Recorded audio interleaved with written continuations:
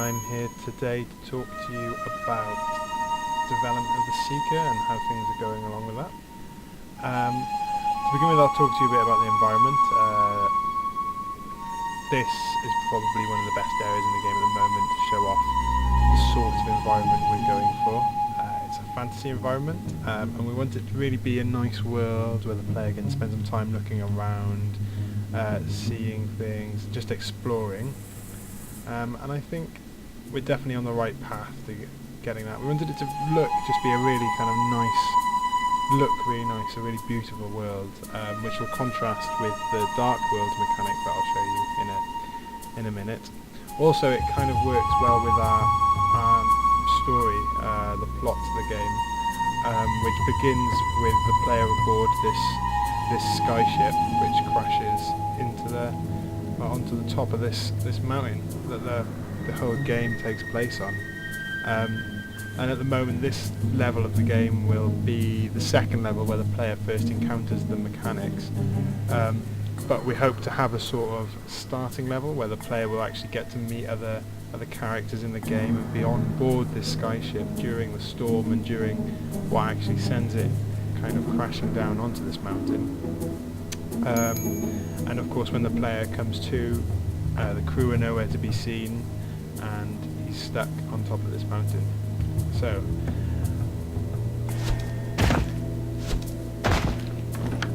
get some gold.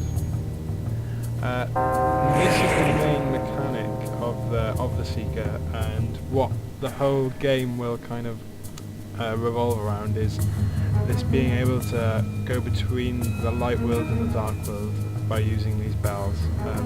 So you ring a bell and it'll open a portal to the dark world, or the light world if you're in the dark world, and here you go. And this is important for the player to kind of progress through the game, because certain objects in the dark world only exist in the dark world. For example, this bridge, which has a kind of fuzzy glow to it, these only exist in the dark world, so to get across this sort of gap in the cliff face, I'll have to jump into the dark world. So I'm back in the light world. If I go back, I can actually see where the bridge was, and there's nothing there. So that's the sort of main mechanic. I'll show you a bit more of the game whilst I speak about the kind of future of the mechanic. I'd like to push it and get the most out of it to kind of give a really good, lengthy experience with some really interesting puzzles.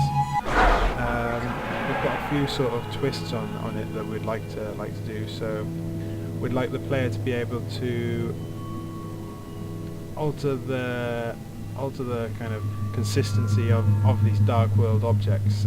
So later on in the game, the player actually, even later on within this sort of level, the player becomes exposed to these other sort of dark world objects which aren't entirely formed. So if you try and stand on them, you'll fall straight through them.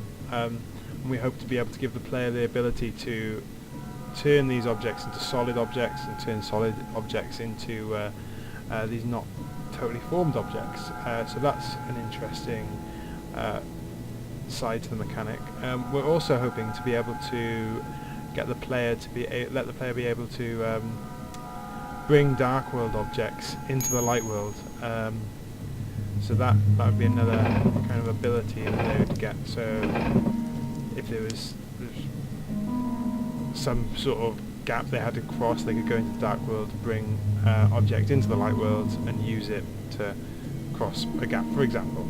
And we're thinking about obviously giving the player the power of these bells to spawn a portal wherever they are to jump into the dark world or the light world.